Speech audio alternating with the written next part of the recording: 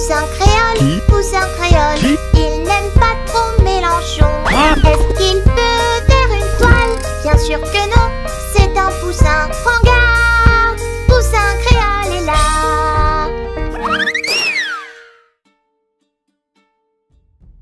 La gagnante du concours Miss France 2025 a été dévoilée samedi dernier. Il s'agit de Miss Martinique, Angélique Angami-Philippon, âgée de 34 ans. Enfin, vous n'êtes pas entouré de gens capables de faire des comptes sérieux, monsieur Céleste?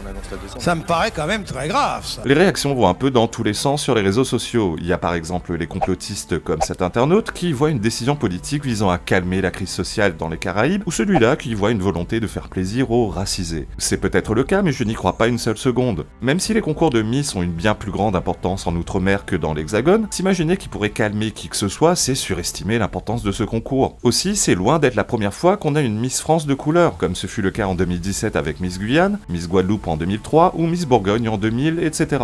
Il y a ceux qui ont un problème avec son âge. Ok, on a l'habitude de voir des minettes de 20 à 25 ans, mais c'est quoi cette remarque? Jolie pour son âge? Parce qu'on est censé être un boudin à 34 ans? Non. Ou alors celui-là qui, quand il voit une nana de 34 ans, il voit une mamie de 80 ans.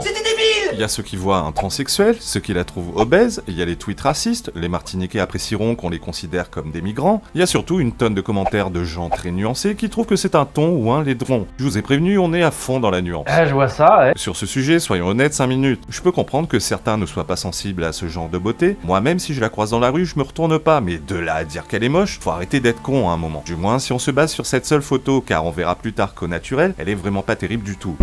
Je peux comprendre également que certains aient le sentiment d'un hold-up quand on voit les deux autres sur le podium, à savoir Miss Nord-Pas-de-Calais et Miss Corse. Oh, elle est belle. C'est vrai que la logique ne semble pas respectée, mais bon. Ah bah ouais mais bon. Dans l'absolu, peut-être bien qu'il y ait un peu de politique dans le concours Miss France, mais les réseaux sociaux nous démontrent une fois de plus le niveau intersidéral de bêtises de nombreux Français. Vous n'avez aucune limite, aucune décence. Néanmoins, il y a un truc qui me choque dans ce genre de concours. Je suis choqué. C'est le rapport des femmes à leur apparence. En vérité, les trois quarts des Miss ne sont pas géniales sans maquillage et pour certaines, d'une photo à l'autre, elles peuvent passer de canon à quelconque, voire pas terrible du tout. Le tout en fonction de leurs apparats, de leur coiffure et surtout du talent du photographe. Prenons Miss Mayotte par exemple. La première photo sur laquelle je suis tombé, je me suis dit waouh. Waouh, super. Mais voilà, c'était avant de tomber sur d'autres photos comme celle-là où on la reconnaît à peine, ou pire sur celle-là où elle est pas terrible du tout. Ce qui est bien mais pas top. C'est même le genre de nana moyenne que tu croises à tous les coins de rue à La Réunion. Tiens, Miss France aussi. Autant sur cette photo je la trouve pas forcément désagréable à regarder, mais bon, faut aimer le genre. Autant sans maquillage, c'est la cata. Miss Nord-Pas-de-Calais, sur ces deux photos, on dirait deux nanas différentes. Enfin bref, on va pas en faire tout un fromage. Ça fait bien longtemps que le concours Miss France a perdu tout son prestige passé. Je dirais depuis que Geneviève de Fontenay en a été écartée en 2010. Au bout d'un demi-siècle, que je suis quand même connue, j'ai pas eu besoin d'enlever ma culotte et d'aller dans des revues. Voilà. Ça fait bien longtemps que les Miss France se suivent et se ressemblent et, à part quelques-unes d'entre elles qui ont poursuivi une carrière généralement dans les médias comme Mariva Galanter, Élodie Gossuin ou Sonia Roland, aussitôt élues, les Miss France sont vite oubliées. Ah, il y a bien un truc que j'aime pas, ce sont les femmes aux cheveux courts. Je comprends pas le délire. Les cheveux sont un des principaux atouts féminins, alors pourquoi les avoir courts? Chez les femmes d'un certain âge, je peux comprendre. Les cheveux se dégradent avec le temps, et rares sont les femmes qui ont toujours une belle chevelure au-delà d'un certain âge, mais bon, quand c'est une nana de 20 ans ou de 34 balais, je trouve ça dommage de ne pas profiter de cet atout. Surtout quand ce sont des femmes dont le métier nécessite d'être en représentation.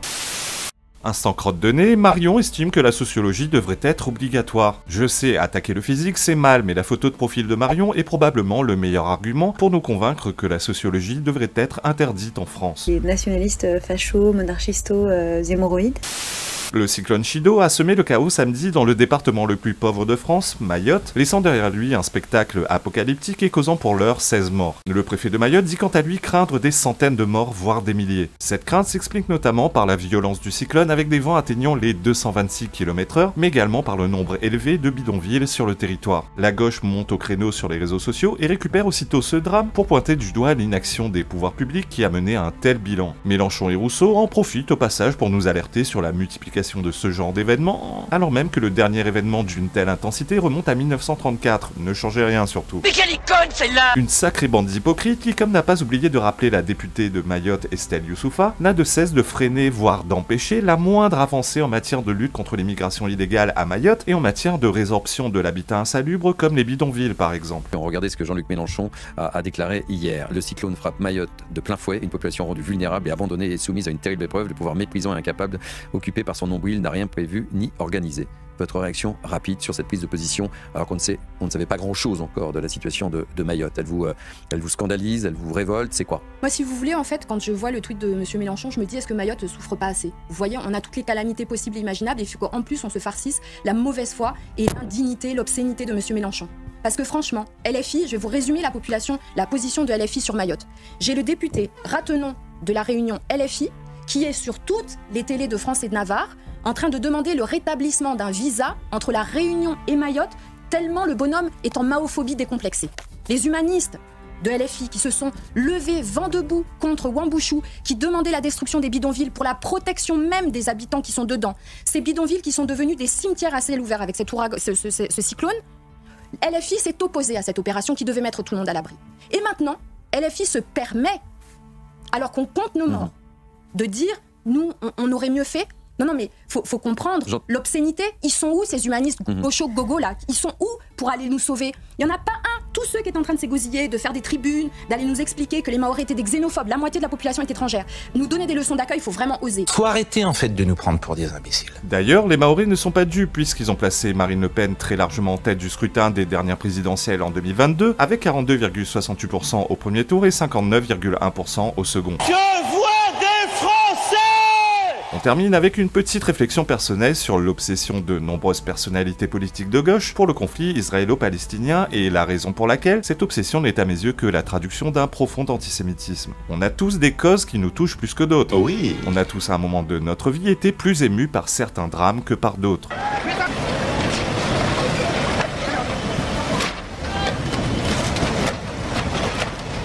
Ce qui traduit l'antisémitisme de la gauche, c'est le caractère obsessionnel de leur intérêt pour le conflit israélo-palestinien. Un être humain normalement constitué s'intéressera à un drame sur le temps court, celui de sa médiatisation, puis il passera à autre chose. L'humain est ainsi fait, il ne peut pas passer sa vie à s'émouvoir de tous les drames qui ont lieu dans le monde. Il les hiérarchise, il sera par exemple plus touché par un drame qui touche son entourage direct, puis sa ville, puis son pays, etc.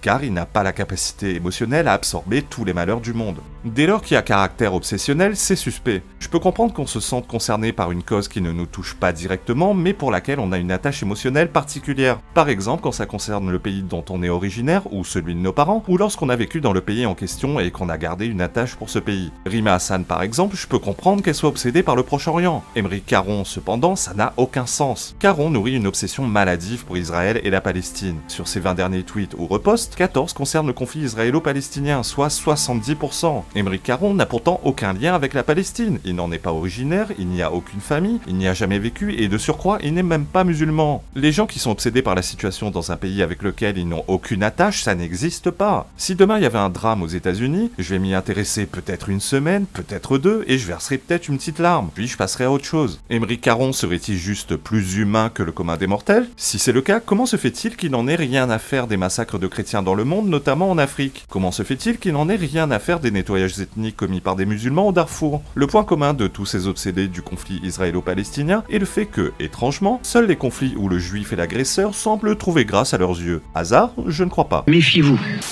Bon, je m'arrête là pour aujourd'hui et je vous dis à très bientôt pour un nouveau rendez-vous en compagnie de votre volaille créole préférée. Allez, ciao.